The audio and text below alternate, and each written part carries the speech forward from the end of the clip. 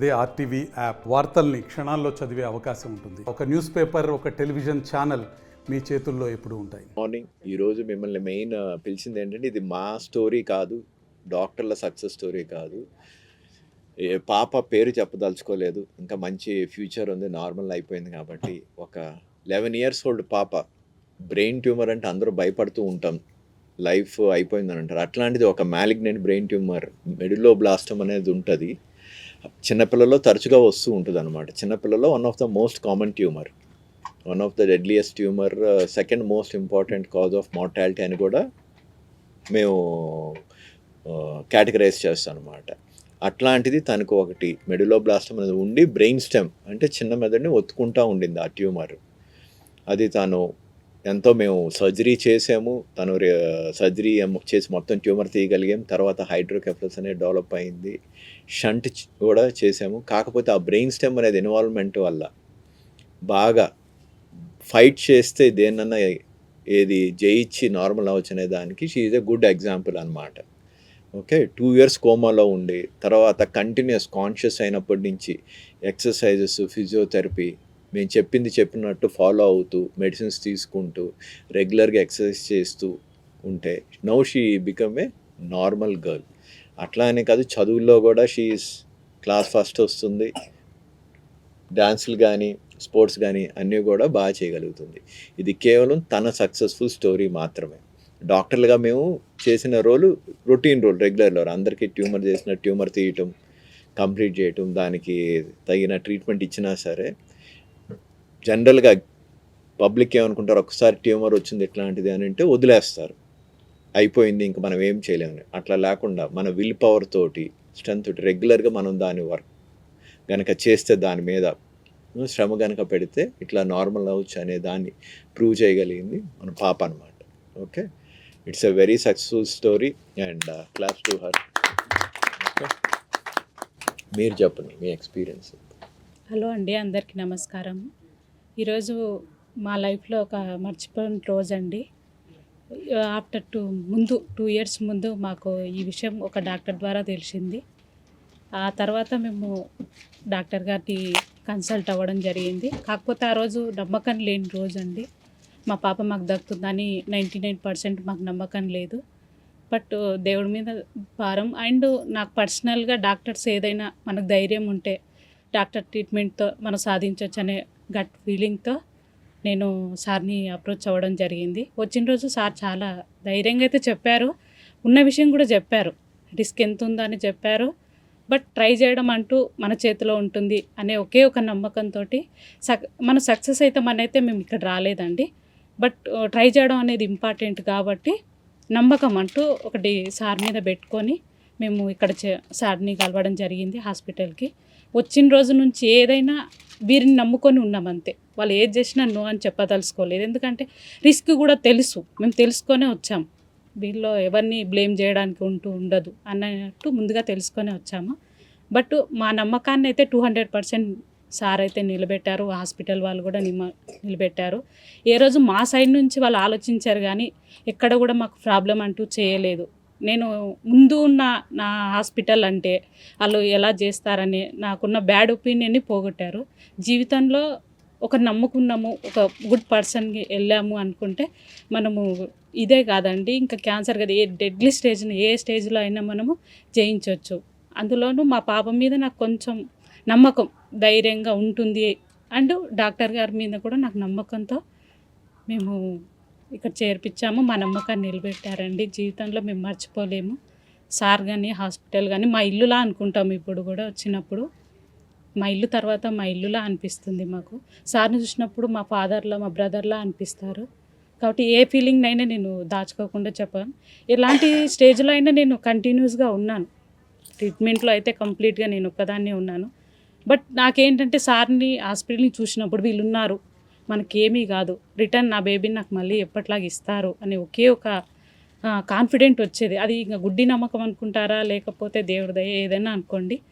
Day 1 నుంచి ఈ రోజు వరకు కూడా అదే అనిపించారు, అది చేసి చూపించారు.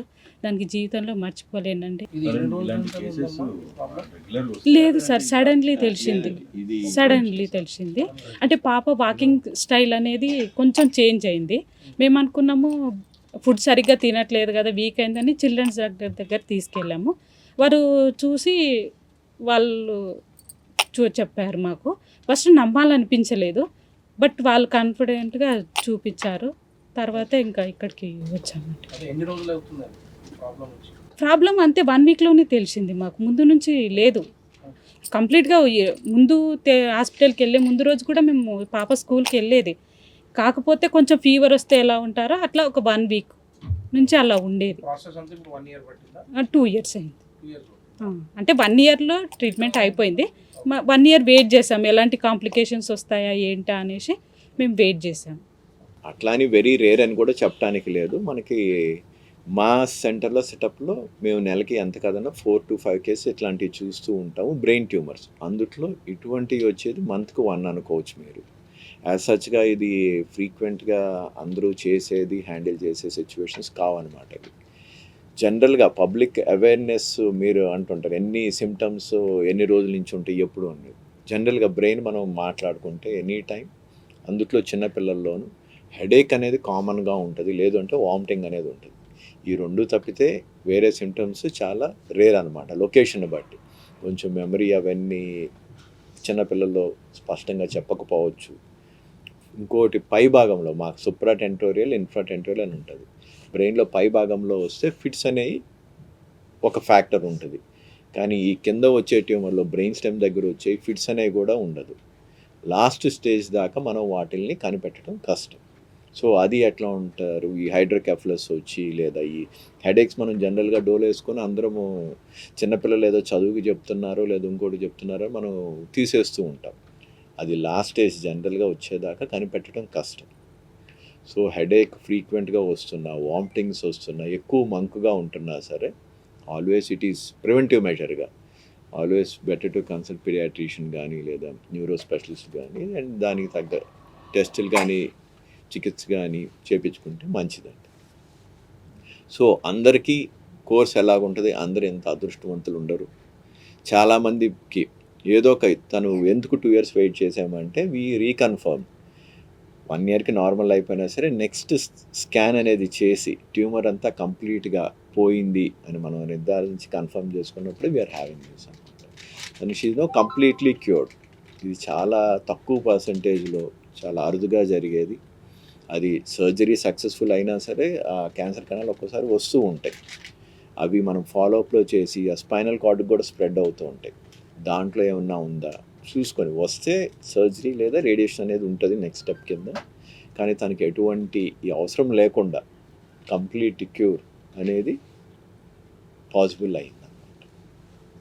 ఓకే, భవిష్యత్తులో ఏమన్నా అవకాశం ఇప్పుడు యాజ్ ఆఫ్ నో అయితే అనిపించట్లేదండి. ఎందుకంటే 2 years వెయిట్ చేసే ఎవ్రీ 3 months 6 months మనం స్కాన్ చేసుకుంటూ చూసుకుంటున్నాం.